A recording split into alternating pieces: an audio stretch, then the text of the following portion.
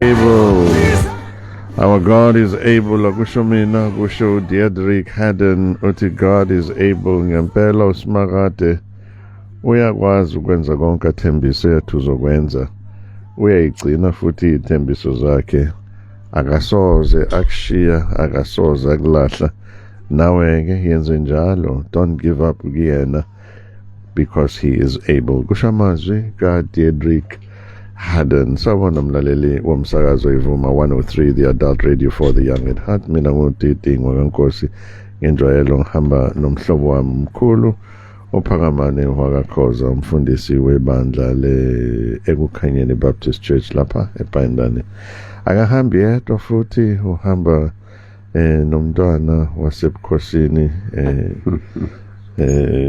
emabomvini kanti la studio sino Anele ngamhlongo kuyena osibhekela zonke izinto zethu ukuthi zihamba kahle. Mina nomkhathini sohlala nawe kuze kufike sona leso sikhathi sehora lesikhombisa. Sawubona umlaleli wevuma 103 the adult radio for the young at heart. Sikubingelele nawe lapha kwi-Sound Doctrine Hub Facebook page yethu. Nawe uyazi-ke ngenjwayelo siyafisa ukukhuluma nawe mlaleli nomthandi walolu hlelo i-Sound Doctrine Hub lapha ku-073-709-1991 073-709-1991 noma sithathe ucingo lwakho bukhoma la ku-086-10-10300 086-10-10-300. Namuhla ngibuyile le majukujukwini ngikhona nami khona la e-studio. Sawubona babukhoza, siyabingelela. Sibingele mfundisi, ngibingela abalaleli, ngiyidumise inkosi libajazwe igama layo esenzela umusa esinikeza wonke umusa, sindisiwe zonini zethu kungenxa yakhe.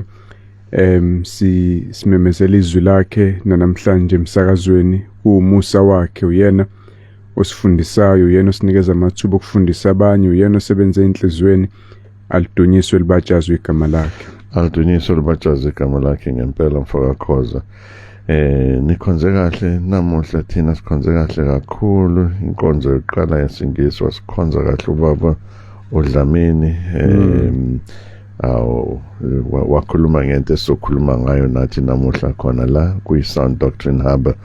Uhlelo lethu njalo ngo-6 kuya ku-7 ngokuthi uKristu ubani uKristu, ikakhulukazi kulesi sikhathi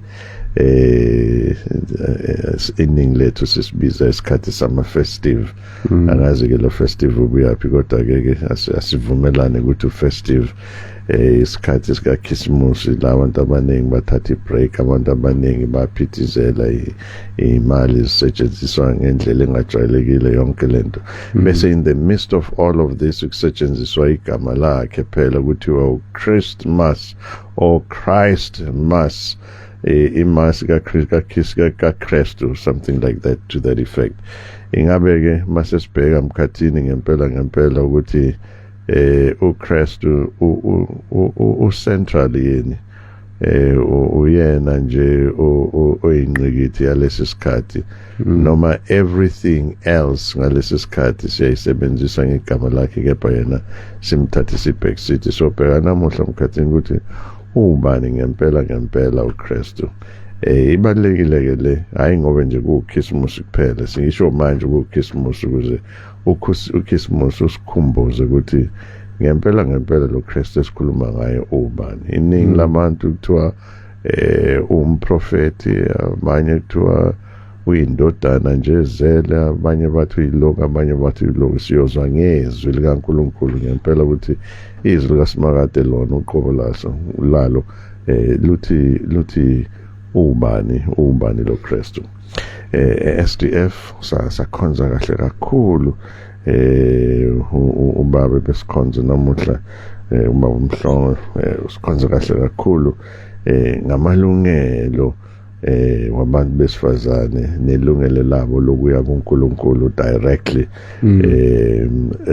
you know, as opposed to popular narrative lokuthi abantu besifazane abanawo amalungelo and all of that. So sabona lapha encwadini kaNumeri sikhonze kahle kakhulu. Nikhonze njani nomkhathini?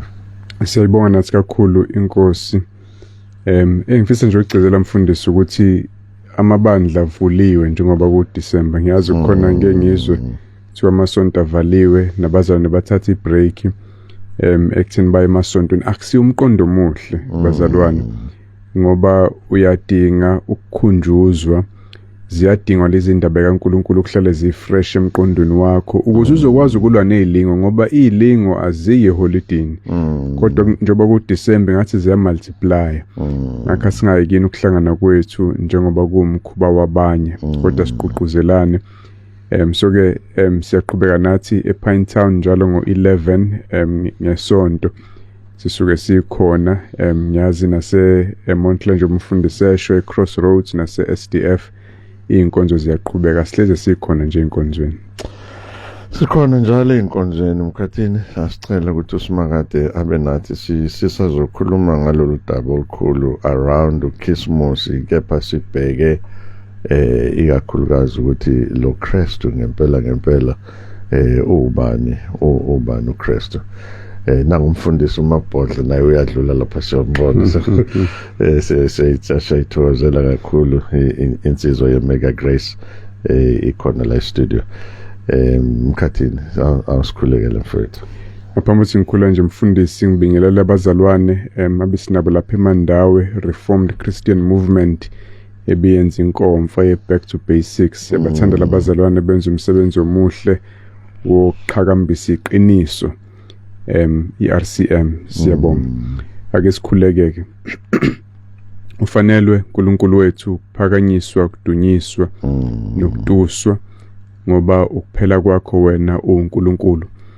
Masiza kulesi sikhathi samaholidi, sibheka isikhathi sokubungazwa kokuzalwa kwendodana yakho. Nathi njengoPetru sithi unguKristu, indodana kaNkulunkulu, wena Jesu.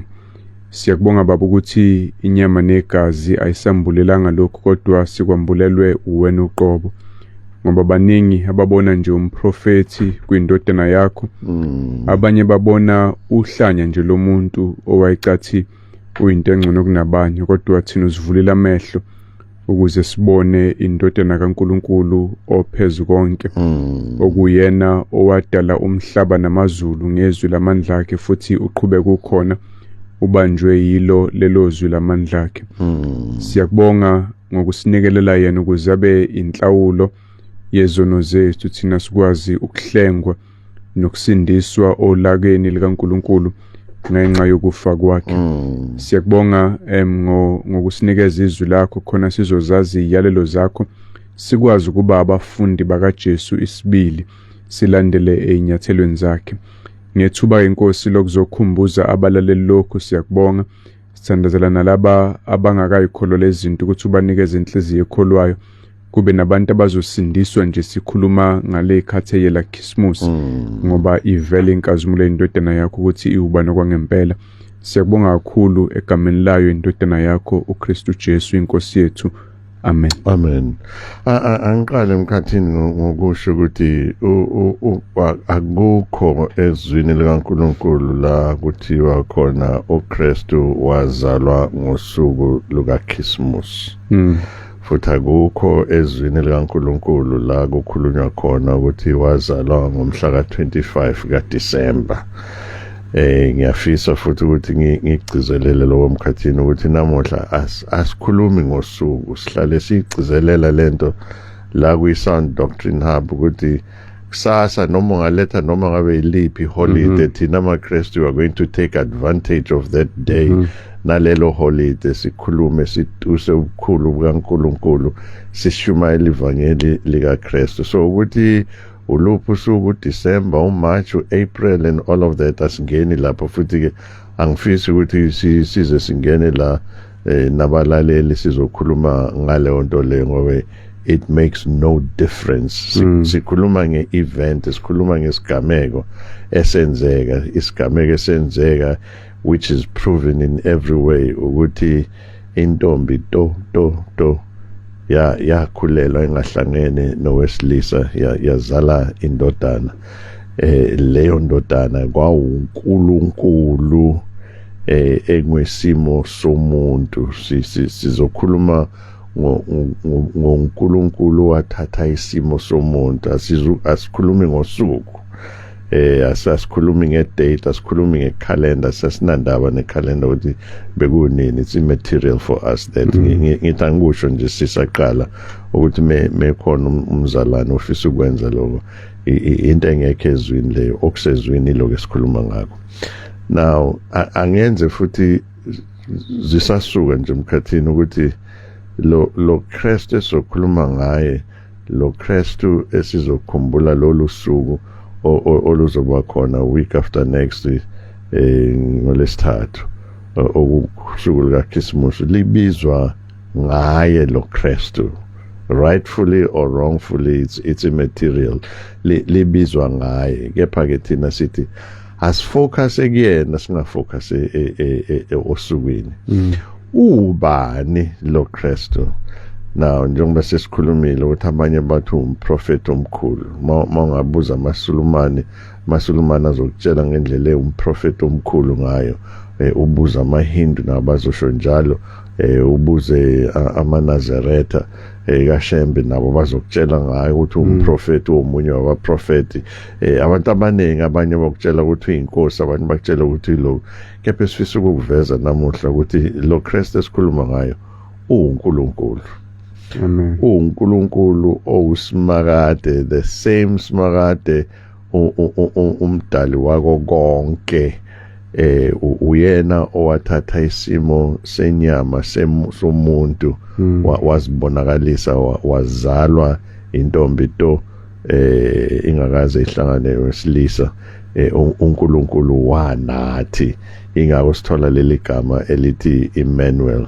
So mesikhuluma ngalo Jesu namuhla mkhathini, noma sikhuluma ngalo Kristu namuhla, asikhulumi nje ngomsindisi. Yebo umsindisi impela siphika, kepha namuhla sigcizelela ubuNkulunkulu bakhe more than anything. So uma ngabe khona omunye umzalwane olalele noma wezinye inkolo, ngiyazi lo hlelo lethu lilalela kakhulukazi bezinye inkolo, sinabalandeli abaningi abalalela lo hlelo bamaSulumane and all of that.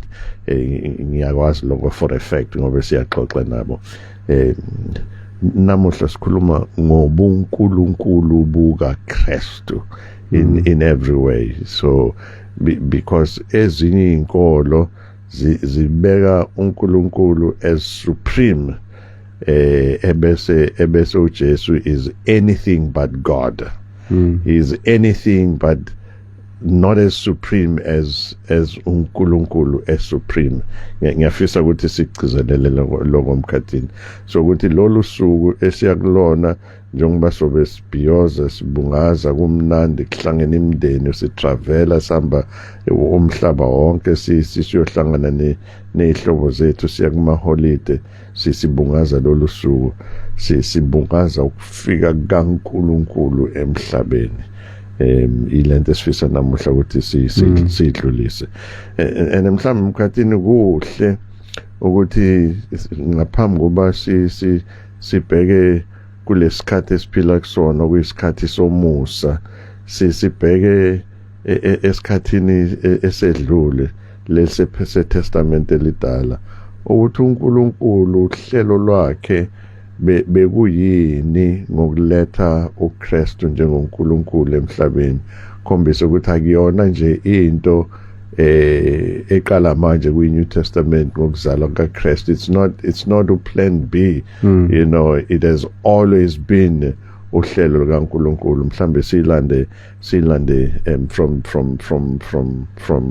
the Old Testament. Mhlambe siqale ngayincwadi kaIsaiah, ngicabanga ukuthi iyona mhlambe ehluba indlubu ekhasini ukuthi ngempela lo Kristu esikhuluma ngaye nobuNkulunkulu bakhe buza kanjani mkhathini. Sibonge mfundisi, ngiyacela nami ukugcizela nje leliphuzo obulenza before Isaiah lokuthi asikholele ukuthi umhla 25 ibirthday kaKristu, futhi izwi alisiyala ukuthi si-celebrate ibirthday kaKristu, siyala ukuthi si-celebrate ukufa kwakhe ngenkonzo yesidlo. Kodwa make wasinika ichance nje thina so ithatha Mowavula kancane umnyango singena necapha izwi laNkulunkulu lesifundisa kanjalo to make the most of the time. Uma ukuthi ufuna ukukhuluma ngeworkers day sokutshela ukuthi iBhayibheli lithini ngendaba yokusebenza. Uma ufuna ukukhuluma ngosuku lwembokodo labesifazane sokutshela ukuthi iBhayibheli lithini ngabesifazane. Anything ozanayo noma ungathi asiqala iAfrica Day sikutshela ukuthi uJesu weze Africa siyolisebenzisa nalo ngakho siyabaqhuquzela abazalwane ukuthi singastaki ekutheni uKhisimusi simele uku-celebrate or not. We are just taking advantage of the opportunity esiyitholayo. Mfundisi uIsaiah 9 lokhuluma ngaye uverse 6 amavesi akhazimulayo ngenkazimulo kaKristu. Uma ungafuni ukuvuma ukuthi uJesu uNkulunkulu kuzofanele uthi iBhayibheli liqamba amanga. Kodwa ngeke uzokwazi ukuthi uthi iBhayibheli alikuvezi ngokusobala ukuthi uJesu uNkulunkulu. Uyena umdalo wamazulu nomhlaba nezizwe zonke, akusiyo umlungu wakwaIsrayeli. Kodwa uyena uNkulunkulu lo wadala namazulu nabesuthu nabetwana nazo zonke izizwe ezikhona emhlabeni. Umelwe ukukhonzwa njengoNkulunkulu akasiyo enye yama-options amangimeni kodwa uNkulunkulu okukuphela kwakhe.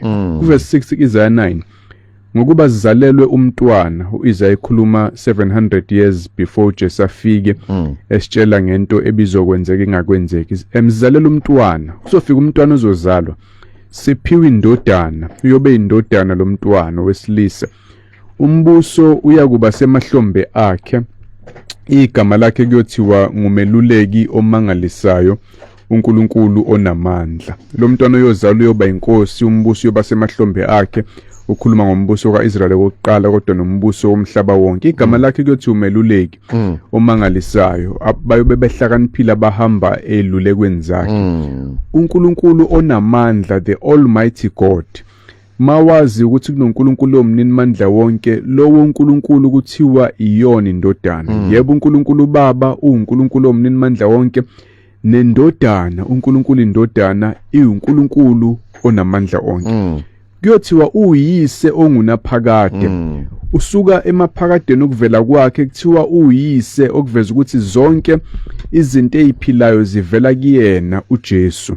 Akasisi isidalwa sikaNkulunkulu njengoba kusho ama-Jehovah's Witnesses, kodwa uyena owadala zonke izinto. Yena kadaliwe uyise ongunaphakade, umbuso wokuthula. Uverse 7 athi mfundisi umbuso wakhe uyokwanda njalo, uyosuka kwaIsrayeli uye kuzona zonke izizwe njengoba ebusa nakwaZulu nakuzona zonke izizwe zaseSouth Africa nomhlaba wonke. Ukuthula kungaze kwaphela esihlalweni sobukhosi sikaDavide nasembusweni wakhe, ukuze usekelwe umiswe ngobulungiswa nangobuqotho kusukela manje kuze kube phakade. Intshisekelo kaSimakade wamabandla iyokwenza lokho. uNkulunkulu nangempela wayenza lento 2000 years ago. Indodana yakhe yafika emhlabeni izalwa intombi uMaria. Miyenzi imangaliso ukufakazela ukuthi ngempela iuyena uNkulunkulu esikhulu nazo zonke ukuvuka ethuneni after sibulewe. Into angekho omunye umuntu owake wayenza. Yasiyakhuphukela ezulwini after 40 days la khona ilinde khona isikhathi sokubuya izothatha amandla ombuso phezulu komhlaba wonke. uJesu Kristu uNkulunkulu. Mkhathini ngiyafisa ukuthi sihlale la ebuNkulunkulweni bakhe. Izwi njengoba sesilibonile lapha kuIsaiah lichaza kahle kamhlophe ukuthi uNkulunkulu onamandla, Almighty God.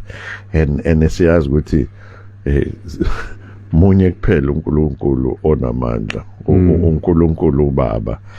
So lo uma uNkulunkulu Baba emcacisa njengoNkulunkulu onamandla, usikhombisa ukuthi he's the exact representation kaNkulunkulu, hayi umuntu ocisha ofana naye. Wena wathi uyibuka esibukweni wabona i-image yakho, leyo image yakhe esesibukweni i-image yakhe akuwena nje. I mean iyasuka lento ayifani nasesibukweni. uKristu uNkulunkulu ngempela in every way, in every essence. Uyi-manifestation, mhlawumbe igama eli-right lelo, uyi-manifestation kaNkulunkulu. Unguyise ongunaphakade. Now this is important le engunaphakade emkhathini because uma ezinye inkolo zithi uyindodana nje, indodana ihamba iphelele amandla, lo uyise ongunaphakade. Asikhulume kabanzana ngalo yise ongunaphakade emkhathini. It's amazing mfundisi ukuthi oqala mbize njengoyise ngoba igama lelo elireservelwa uNkulunkulu Baba, kodwa again indlela kaNkulunkulu Baba ekhuluma ngomlomo kaIsaya yokusazisa ukuthi le ndodana ezoba umuntu iyalingana nami. Makuthiwa ungunaphakade kuveza ukuthi akazange adalwe, njengoba uJohn 1 ethi ekuqaleni wayekhona ulizwi, waye kanye noNkulunkulu, wayenguNkulunkulu, uyena wadala zonke izinto. So ke uyena yise lo oqhamuka kuye zonke izinto. Akusho ukuthi uNkulunkulu Baba noNkulunkulu Indodana into eyodwa edlala ama roles angafani. Akusiyo into eyodwa edlala ama roles angafani, bahlukene bamthathu bemunye. Kodwa okubalekile uNkulunkulu afuna sikubone ukuthi indodana ayikho less than ubaba ngokobuNkulunkulu. Iwuyiso ngunaphakade, akazange adalwe uvele emandulo, konke okukhona kwavela ngaye.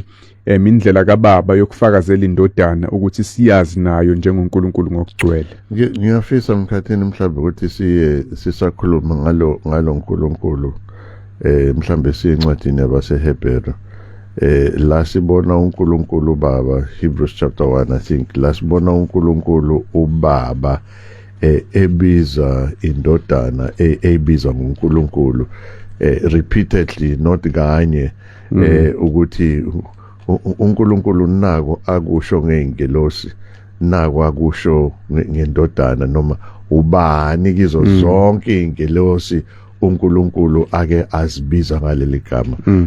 Mhlamba sibafundele emkhathini. Incwadi yamaHebheru ku chapter 1 verse 8, kepha ngendodana uthi uNkulunkulu lo uBaba ekhuluma ngendodana, kepha ngendodana uthi isihlalo sakho sobukhosi uNkulunkulu simkuze kube phakade, nentonga yokulunga iyintonga yombuso wakho. Uthandile ukulunga wazonda ububi, ngakho ke uNkulunkulu wakho ukugcobile ngamafutha enjabulo ngaphezulu kwabangani bakho. Na la sibona uNkulunkulu Baba ebiza uNkulunkulu Indodana uNkulunkulu, futhi ekhuluma ngentonga yombuso. Asikuthaye lokho noIsaiah chapter 6 mkhathini, la ekhuluma ngombuso ozoba semahlombe akhe, umbuso onaphakade. Bakhona abantu abayibacabanga ukuthi ba defend uNkulunkulu Baba mabethi indodana kayisiyo uNkulunkulu, babone ngathi uyabangiswa uBaba. Kodwa ibalekile lento oyiveza la mfundisi ukuthi uyena uBaba ofuna sazi indodana njengoNkulunkulu. Uzathi uJesu uBaba uyakhazumuliswa ekutheni kukhazumuliswa indodana yakhe, njengoba usho iumfanekiso wakhe, iveza yena, revela yena, manje niphakamisa yena uqobo. Umbuso wakhe awusoze waphela. Ukhomba lento yokuthi uJesu njengoNkulunkulu okokuqala vele unamandla okubusa phezukwendalo yonke, ngoba yadalwa uyena, singabakhe. Sithi asimkhonzi, singamahlubuka nama rebels, ngoba silwa naye omdali wethu. Kufana nomuntu eseyakhile into kuwe yakhe bese sithi angihlangani nawe, ngingendaba yakho, isuke ihlubuka leyo nto leyo. Kodwa futhi kuveza ukuthi noma ke singagolozwa kwesikhashana, kunesikhathi esizayo la khona uJesu ezoza azobusa phezulu kwabantu bonke. Isincwadi baseFilipi, wonke amadola azoguqa, awabasemhlabeni nabasezulwini, bonke abantu bazoguqa kuJesu ekugcineni. Abanye bethu siguqa manje willingly, samukela umusa wakhe, simbize ngenkosi yethu, simkhonze, simlandele. Abagolozayo bazoguqa ngelanga lokugcina lokwahlulela bese beguqa ngenkani. Ungasekho umusa, sekuyilanga lokulahlwa kwabo bonke amagama abangabhaliwe encwadini zokuphila. Kodwa uJesu uzobusa, umbuso wakhe awuvimbeki, futhi uyobusa phezulu kwazo zonke izizwe. Ngakho ayiphela indaba yokumbona njengothunywe esizweni esithize, kodwa uNkulunkulu wethu lo wasidala sonke, obusa phezulu kwethu sonke, futhi ozayo ukuzobusa phezulu kwethu sonke. Now ngiyazi mkhathini njengama Jehovah's Witnesses for example ngenza ngawe example ungaseke bese ngikhulunyela ukuthi ngiyawa attack ama Jehovah's Witnesses for example enze argument athi akukho la uKristu yena ezibiza ngoNkulunkulu. Now, I mean, he may not have said that to uNkulunkulu yena, but kunama passages amaningi, countless passages ezwini likaNkulunkulu la uKristu esho lento either by implication or otherwise. Umuthatha nje I think Luke 48 la uKristu ethi ekhuluma nezazi ethi kubona before uAbraham was I am nginguye ebesizwe lithi basebefisa ukumkhanda ngamatshe wavela wanyamalala bamkhandelani ngamatshe bamkhandela ukuthi uthe mdala kuAbraham no bamkhanda ngamatshe ngoba usebenzise leli gama lokuthi nginguye into bebeyiqonda kahle kamhlophe ngaleso sikhathi asikhumbuze umlaleli uNkulunkulu ethuma uMose eGibhithe uMose uthi ngizofike ngithi ubani ke let's say ngiyavuma ke Nkosi ngiyaya ngizofike ngithi ngithunywe ubani wathi umatshela ukuthi uthunywe nguye I am who I am. Now uKristu usebenzisa exactly leli gama bakuthatha njengenhlamba enkulu ukuthi nangu this guy is blaspheming fanele simbulale because uthi uNkulunkulu yena asikhulume kancane ngaloko mkhathini. In fact uJohn chapter 8 John chapter 8 correct. Uverse 56 masibakhumbuza nje uAbraham uyihlo wathokoza ukubona usuku lwami uJesu lokhulumayo walibona wajabula. AbaJuda bathi kuye awukahlanganisi ngisho iminyaka ewu50 wayesemncane uJesu around 30 kanti sewake wambona yini uAbraham na uJesu wathi kubo ngiqinisile ngithi kini engakabi bikho uAbraham ngangikhona mina base becosha amatshe ukuze bamkhande ngawo kodwa uJesu wafihlakala kubo waphuma ethempelini nawe lezulu alibeki kahle kodwa kwisGreek leso Johana abhala ngaso uyabona ukuthi ilawo matem njengoba usho umfundisi avela Exodus I am nginguye abaFarisi labayikhuluma nabo babazi kahle ukuthi usho ukuthini ngalokho kwakhona nje ukuthi before Abraham abekhona yena wayesekhona ngoba he was around 30 years la about 30 something early 30s uma ethi uAbraham wayekhona Abraham wayephila mhlambe 2000 years before uJesu ngakho indlela kaJesu leyo ukuthi ueternal yena wayekhona engakazalwa akekho omunye umuntu ongakwazi ukukhuluma into efana naleyo sonke sinosuku lokuzalwa sasingekho ngaphambi kokuthi sizalwe uthi uJesu mina ngase ngikhona in fact uAbraham walibona usuku lwami luza wajabula ngambona uAbraham nganginayo uAbraham ngangikhona before yena bekhona it's a claim yokuba uNkulunkulu le uma sethi ke I am lokho kusobala ingakho befuna ukumgandaya ngamatshe bambulale so ke uJesu yena uqobo lwakhe uyibiza ngoNkulunkulu awukwazi ukuthi ukholwa uyena kodwa wena bese uphikisana naye njengoba abanye bezama ukwenza bese babalandeli bakhe kodwa cha akasiyo uNkulunkulu siyavuma ukuthi umprofeti futhi usizo kodwa akasiyo uNkulunkulu uNkulunkulu and lento inama implications amakhulu indaba yokuthi uNkulunkulu isho ukuthi asikwazi ukuthi sikhonze uNkulunkulu sibe singamkhonza uJesu sithi sinabanye abaprofeti thina abasisa kubaba mina ngindlela neqiniso akekho za kubaba ngaphandle kwami usho njalo uJesu ngoba uyena uNkulunkulu indodana akahlukaniseki nobaba uma ufuna ukukhonza uNkulunkulu ngokweqiniso kuzofanele ukhonze uJesu njengoNkulunkulu nako kunye emkhathini la sibona uKristu esho ukuthi uNkulunkulu sisanda kufunda uJohn chapter 8 lapha kuJohn chapter 10 uverse 30 uthi mina nobaba siyinto yinye simunye I and the Father are one again uzilinganisa noNkulunkulu la okuyicala elibovu ngaleso sikhathi leso umuntu ozozilinganisa noNkulunkulu. Okokuqala nje ukuthi uNkulunkulu ubaba wakho. I mean, you know, ngalezo ikhathi uzilinganisa naye, but he goes beyond that. He says, I and the Father are one. Sikhulume ngaloko mkhathini.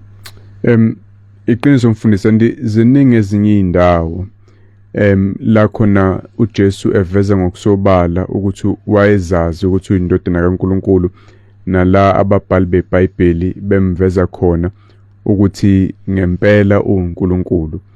Kumuntu ofunda iBhayibheli nokholwa iBhayibheli, akakuseklishe emqondweni wakho ukuthi iBhayibheli lifundisa kanjalo ukuthi uJesu is more than just umuntu, kodwa uyindodana kaNkulunkulu. Ma kunama misgivings athize nokungabaza okuthize, akusikho ukungabaza umuntu akuthola ngenxa yokufunda iBhayibheli, ukungabaza umuntu akuthola ngenxa yokulalela abantu nenye inkohliso eqhamuka eceleni. Kodwa izwi likaNkulunkulu licace njengemini, kithina esilikholwayo asiyamkele indodana kaNkulunkulu. Sikhonza uNkulunkulu munye kodwa oziqu intathu, uBaba, indodana, uMoya Ngcwele. Mba uNkulunkulu ngokugcwele nangokuphelele, simele ukukholelwa kubona, sishiye bonke abanye abazama ukwahlukanisa ubuthathu bukaNkulunkulu baba neimage ukuthi bangakhonza uBaba ngaphandle kwendodana. 073-709-1991 073-709-1991 noma lapha ku-086-1010-300. Sithathe ucingo lakho bukhoma noma sikhulume nawe khona lapha kwi-Facebook page yethu iSound Doctrine Hub Facebook page yethu. Wenze njengalo uzanele uMazZ uthi amen. Bafundisi bami sekunjalo futhi sesiphinde sahlangana siblings umusa sibonga umusa kaNkulunkulu ukuthola ithuba elilincane, kodwa sifunda lukhulu thina bathandi bohlelo ngese-PMB Esmero kusho uMazZ. Asithathe nangu umlaleli awuphinde ushaye futhi wena lapha mlaleli ku 086-1010-300 086-1010-300. Sikuthathe futhi emoyeni. Sawubona. Asibingelele baba uNkosi nobaba uKhoza kumhla ka-15 December 2024. Sibingelele egameni likaJesu. Amen. Amen baba umyeni. Amen baba. Ngicela ukuvele ngene ngihlale nje odabeni engifisa ukudlula kulona bese ngidedela abanye baba. Umyeni. Ibaluleke kakhulu isihloko nento enikhuluma ngayo indaba kaJesu, ngoba abanye bathi bona bakhonza uNkulunkulu, bayamazi uNkulunkulu owadala umhlaba kanye nezulu, kodwa when it comes to indaba kaJesu ayibamphika impela, ubone ukuthi ayila abantu bamphika phela uKristu. Ubone ukuthi bese athi umuntu mina ngiyathandaza kodwa egameni likaNkulunkulu ngoba angimazi uJesu, ayikho into ekuthiwa uJesu. Umbuzo bese uthi ngoba ke phela eBhayibhelini uJesu kuyavela ukuthi uyindodana kaNkulunkulu futhi unguNkulunkulu uqobo, nanokuthi awukwazi ukuthi wena uthandaza kuNkulunkulu osezulwini odala izulu nomhlaba, kodwa bese uphikisa ukuthi uJesu naye uNkulunkulu uqobo. Kukuliphikisa iBhayibheli lokho. So uyabona ukuthi kwesinye isikhathi sibuye nathi siyidide thina, kodwa lento enikhuluma ngayo ibalulekile. Kufana nami njengoba ngizalwa kamnyeni nginobaba ongizalayo, kwesinye isikhathi kunabantu engithi mangihamba la esitaladini noma kuphi bethi hey uyazi ukuthi ubani lo, indodana kabani kababa umnyeni, umfana kamnyeni, ufana nobaba umnyeni, osho ukuthi nami nginguye ubaba wami ongizalayo uqobo. Kodwa nje abantu angazi, kodwa ngifisa ukuvala ngevesi uJohn chapter 14 uverse 6 uthi uvela uJesu wathi kuye, mina ngiyindlela.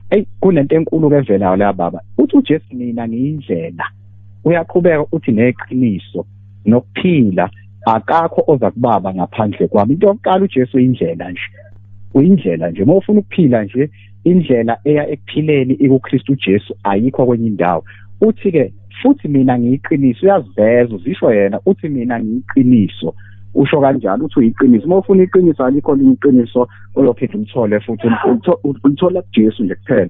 Aphinde athi ke akakhoza kubaba ngaphandle kwami. Bengifisa nje ukuveza lelo point nje kafishane baba. UJesu nje uNkulunkulu, uJesu uphelele, akashoti ngalutho, ayikho into ekuthiwa iyashoda kuJesu. Amen.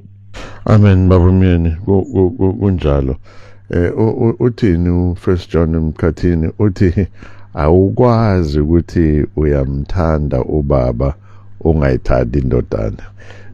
You cannot accept uNkulunkulu ureject indodana yakhe. Zinengi inkolo ezinye sakhona esiyibalile ezingamrecognize uKristu njengoNkulunkulu, ezirecognize uNkulunkulu njengoNkulunkulu, uKristu kuthiwa nje udaliwe. Bonke labo bantu labo mkhathini, ngisho noma ngabe basinsiye kangakanani, ngisho noma ngabe ngamamiliyoni angakanani, bonke labo bantu labo abazubona umbuso kaNkulunkulu, abazubona umbuso wasezulwini. Besinsiye befisa ukubona uNkulunkulu, abasoze bambona uma berejecta indodana, berejecta ubunkulunkulu bakhe. I think we need to stress that, because amaSulumane ayamamukela uKristu, abamreject bayamamukela, kepha baphikisa ubunkulunkulu bakhe. AmaNazaretha ayamamukela uKristu impela, kepha baphikisa ubunkulunkulu bakhe. Ngingabala nje baningi amaHindu, obani bonke bayamrecognize uKristu, abekho abamphikayo uKristu, kepha bonke baphika ubunkulunkulu bukaKristu. So uma uphika ubunkulunkulu bukaKristu, lelizwi likaNkulunkulu esilifundayo from Genesis to Revelation lithi uma uphikisa ubunkulunkulu bukaKristu, it does not matter ukuthi usincere kangakanani, it does not matter ukuthi uNkulunkulu umthanda kangakanani, awuzumbona uNkulunkulu umflathela leli noma uphefumula ngogcina. I think lokho kumele sigcizelele kakhulu mkhathini. Abanye bamphika ngoba banesithombe sokuthi bangakwazi ukwamukelwa uNkulunkulu ngaphandle kwakhe uJesu. Bakholwa ukuthi ngokwenza imisebenzi emihle bangakwazi ukucisha imisebenzi emimbi abake bayenza, baene ukungena ezulwini, bangene ngezabi ikhwepha nemisebenzi. Kodwa inkohliso leyo. Wonke umuntu uyisoni, wonke umuntu uyahluleka ukushaya ilevel yobungcwele, which is perfection, uNkulunkulu afuna sifike kuyona. Noma ungashintsha bese wenza imisebenzi emihle, ayisoze yanele ukucisha izono zakho. Kunjenge serial killer ethi sibaqedile abantu, ithi cha ngiyekeni phela ngithi sengishintshile manje futhi sengiphana nangemali, sengisiza abampofu. Akwazi ukwenza njalo, lezi yazono wazenza ayicisheki ngokuthi wenze kahle. Udinga umfeyili ongenazo ezakhe izono, ngoba uma uJesu umuntu ukufa kwakhe akwazi ukuba usizo kwabanye abantu, ngoba then kwayena unezakhe izono. Sidinga uNkulunkulu uqobo lwakhe ukuthi ehle ezulwini azofa endaweni yethu ukuze ahlawule icala lethu, bese thina siyakwazi ukuxolelwa samukeleke kuNkulunkulu. Ayikho enye indlela yensindiso noma enye indlela yokwamukeleka enkosini. Sonke siyenyanyeka, siyanuka, singcolile, sifanele ukulahlwa esihogweni. Uma uJesu engasiyo uNkulunkulu akekho nethemba. Ngakho zonke ezinye izinkolo ezizama ukuza kubaba ngaphandle kaJesu ziyedukisa, ngoba zizama ukuza ngeyazo imisebenzi and ayisoze yanela ukuthi bamukeleke. Mkhathini ngiyafisa ukuthi kungabe amazwi wami nawe lawo. Asiye lapha encwadini kaIsaiah chapter 6, chapter 64 verse 6, ngoba ngiyazi ukuthi izinkolo eziningi zigcizelela ukwenza kahle, nokwenza imisebenzi emihle, nokuba umuntu oright, upha abampofu ngalwe, udala ukuthula, wenze konke lokhu okuhle, bese lokho bafundisa ukuthi kukunikeza ilungelo lokwamukeleka kuNkulunkulu. Asiza ukuthi uNkulunkulu uthini ngemisebenzi emihle esiyenzayo, thina ke esikholiwe esithi ngenxa yemisebenzi emihle esenzayo therefore uNkulunkulu kumele asenzele lokho. Ikakhulukazi zonke lezi ezinye izinkolo ezirejecta ubunkulunkulu bukaKristu zigcizelele ukubaluleka kokwenza imisebenzi emihle. Asiza ukuthi uNkulunkulu ngomlomo wakhe uthini ngemisebenzi emihle kuIsaiah 64 verse 6. Uthi verse 6 kaIsaiah 64, sonke sesiphenduke saba njengongcolileyo. Zonke izenzo zethu ezilungileyo seyifana nengubo engcolileyo. Sonke sesibune njengeqabunga, nobubi bethu busephuphula njengomoya, busiphephula njengomoya ububi bethu. Asikhulume kancane ngaloko ngemsebenzi leyo noSimakade ethi these are just filthy rags. Asisho mhlambe ukuthi lama filthy rags uSimakade akhuluma ngawe ilawa mkhathini asetshenziswa abantu besifazane uma besesikhathini. So yonke lento mina ngicabanga ukuthi yinhle. Ngikhuleka 5 times a day, 10 times a day, ngabela abampofu, ngenza konke lokhu inkolo yethu ethi asikwenze njengemsebenzi emihle ezosenza ukuthi sibonane nomdali, ezosenza ukuthi sibonane noSimakade, sibambelele kuyona. uSimakade uqobo lwakhe uthi ziyanginukela lezi zinto. Lemsebenzini nithi mihle, lemsebenzini nikhangambisa ngayo, lemsebenzini asikhuluma ilanguage yasemgwaqeni, le nifuna ukungikhomba ngayo ukuthi ningene embusweni wami izeleze, izinto ezinukayo. Ilento esicizilelayo emkhathini ukuthi ayikho enye indlela yokubonana noSimakade noNkulunkulu ngaphandle kokwamukela ubuNkulunkulu bukaKristu. If you reject ubuNkulunkulu bukaKristu, I don't care ukuthi anyway. Lento funde sithi siyamdinga uJesu, asina choice. And bazwisisa abazalwane, asikhulumi nje ngokweduka kwabantu bezinye izinkolo, khona nabantu abathembe ukuza kwabe emasontweni nemnikelo abayenza khona la emabandleni amaKristu. Nalokho akwanele. Makunemsebenzi emihle othi uyayenza wena ocathi uNkulunkulu yokwamukela ngayo, ugejile udinga umfeli ongenazo nokwezakhe ukuze ngaye usindiswe.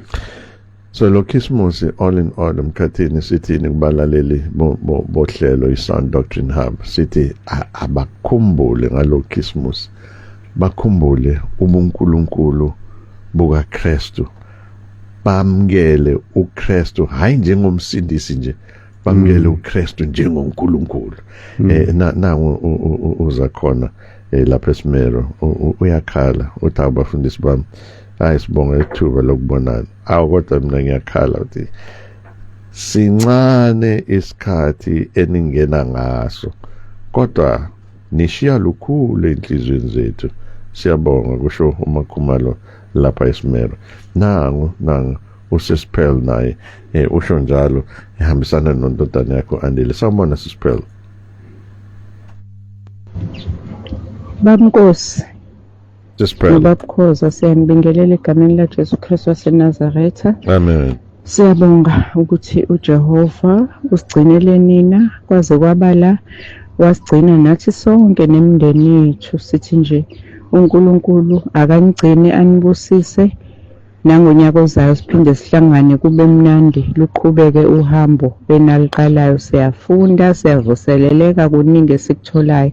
Hayi-ke singangani ngeno Andile kuze kushaye lelo hora. Abasondeleke bonke abalaleli, siyabonga kakhulu, nihambe kahle noma senigoduka, konke kube kuhle nje. uJehova sigcine kuzona zonke iziphithiphithi ezikhona. Thank you, bye. Ukuzile uThembi kaDimba nangoba nangu ngiyangena naye uthi amen bafundisi, sengikhona ngilalele njengenjwayelo, ngiyabonga kusho uSisthembi kaDimba njengoba usummemezile. Nangu uAyanda khulu uMadlala uthi amen bafundisi bami, we bless the Lord for you. Khayelihle kaMthimkhulu, ukhayelihle kaMthimkhulu uthi sanibonani bafundisi, sesilalele impela uKristu indodana kaNkulunkulu, uMesiya uMesiya okhethiweyo, uNkulunkulu indodana.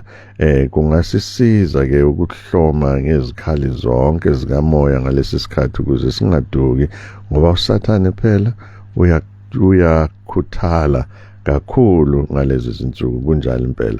Nangu umama Mabonge kaMaphumulo kaNene lapho amen bafundisi bami nginilalele la eNanda selifikile ixesha elimnandi kuyintokozo kuba nani imizuzu ithi mayibe isishiyagalolunye ngaphambi kokuba thina bese siyaliguqisa lolu hlelo mkhathini uJohane chapter 20 uKristu ekhuluma nabafundi bakhe ebhekise kakhulukazi kuThomas kunendaba sitshela yona lapho mkhathini.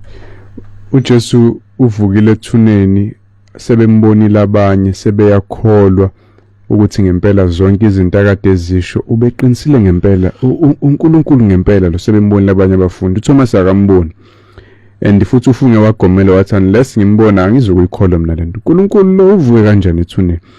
kuJohn 20 verse 27 wayesethi uJesu kuThomas, letha umunwe wakho lapha ubone izandla zami, letha isandla sakho lapha usifake ohlangothweni lami, ungabi ngongakholwa kodwa okholwayo. uThomas verse 28 waphendula wathi kuye, Nkosi yami, uNkulunkulu wami.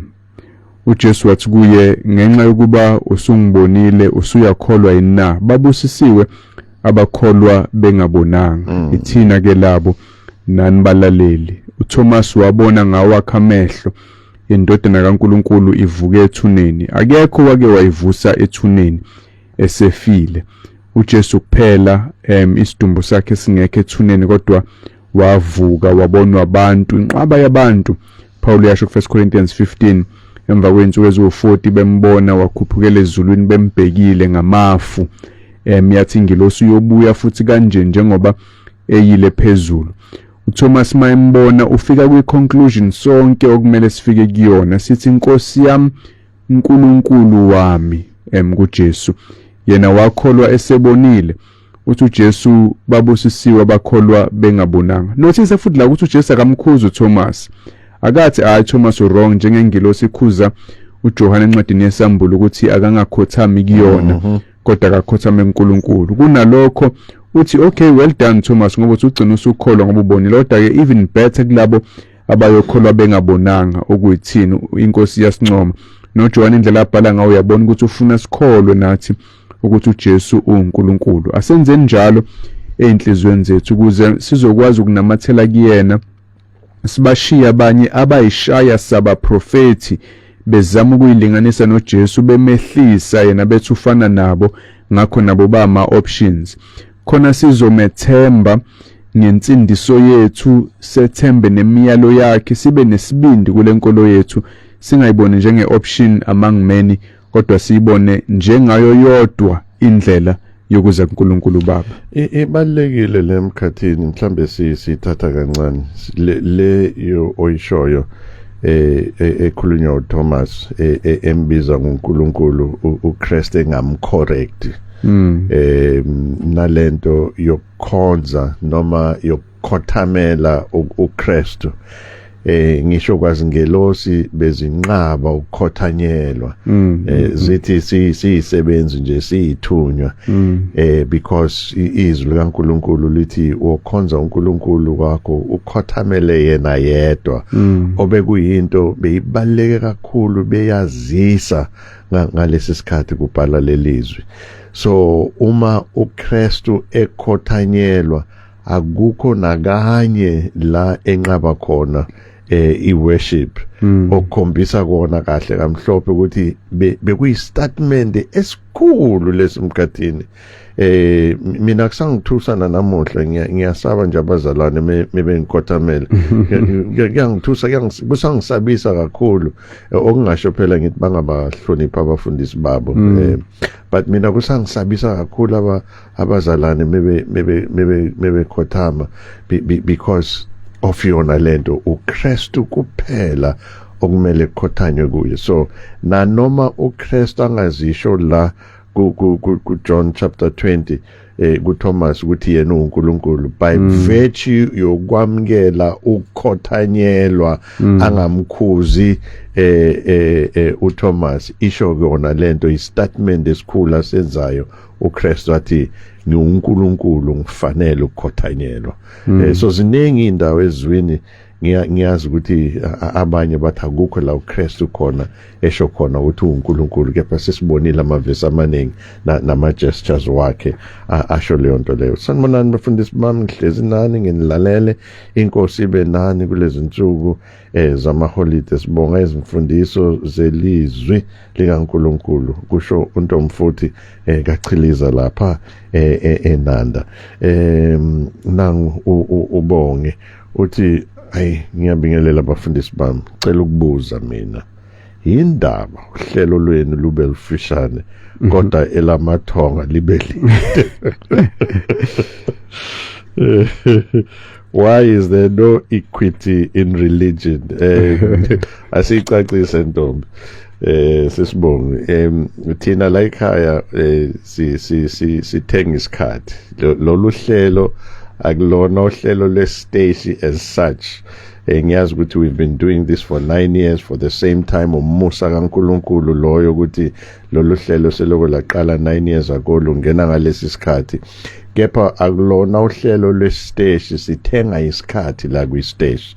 So uma uNkulunkulu esebenze inhlizweni zenu nonke nilalele nawe sisibonge ukuthi nikwazi ukuphonsela esivivaneni, isiteshi ngeke sinqabe impela ukuthi sithenge more airtime.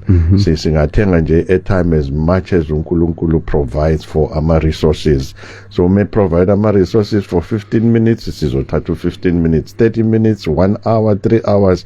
Lokhu nje uNkulunkulu azosipha kona ngani sizokuthatha sithenge lesi sikhathi nazi. So sisingaqathanisi unfairly mhlamba sicacise njalo. Akusi the station has nothing to do with this. Kuya ngokuthi amandla esinawo ukuthenga isikhathi wona athina. Sithathe ngumlaleli asikwamukele emoyeni, sawubona. Greetings in Jesus' name. Amen. Greetings, man of God, servant of the Most High. Thank you for this wisdom, God-given program. You know, it just takes me back to Matthew 16, verse 13 to 16, and said, Jesus asked them, the disciples, who do you think I am? And they said, some said you are a prophet, some said you are Elijah, some said, and you know, they got different. But I like what Jesus asked them, who do you think? God, Jesus went back to the disciples and said, who do you think I am? Because the people tell them, no, that is the prophet, that is who. But who do you think I am? And they couldn't, they told him, no, you are, but Peter stand up and said, you are the Christ. You are the Christ. You are God and God alone. You are the Messiah. Thank you. In Jesus' name. Thank you. In Jesus' name, injalo nje mkhathini sele ngomzuzu wodwa na umlaleli wokugcina ekhuluma ngoPetro nelakho lokuvalelisa. Lezi insuku siyakhismusa, kungabi insuku zokuyophuza utshwala noma nje ukuba nomndeni kuphela, kodwa sikhumbule ukuthi celebrate ukufika kaNkulunkulu. uMatthew 1:23 intombi yakhulelwa izala indodana, bayakuyiqamba igama bathi nguEmmanuel, okusho ukuthi uNkulunkulu unathi. uNkulunkulu unathi ngempela nawo mina ngimthathe nje ukugcina. Amen. Bafundisi, ngihleli nani ngilalele niyasifundisa, angiphutha uhlela kayisho ngoke ukuthi lo bani bese ngimpintsha nje ngesikhathi sokugcina. Mina nomkhathini sithi asibonge kinina nonke balaleli balolu hlelo iSun Doctrine Hub. uNkulunkulu abe nani, sibonga imiyalezo, sibonga ama voice notes, ama telephone calls, nangokonke asinshiyi nota sinshiyana nawo amazwi. Fundani bo ukuyifundela izwi likaSimakade. Ngokwenze njalo awusona students kaNkosi sikaMkhathini noma ndoda thizeni noma nkosikazi thizeni, kepha students kaMoya Ngcwele uqobo lakho. uNkulunkulu akubusise, sibonane nawe ngesonto elizayo.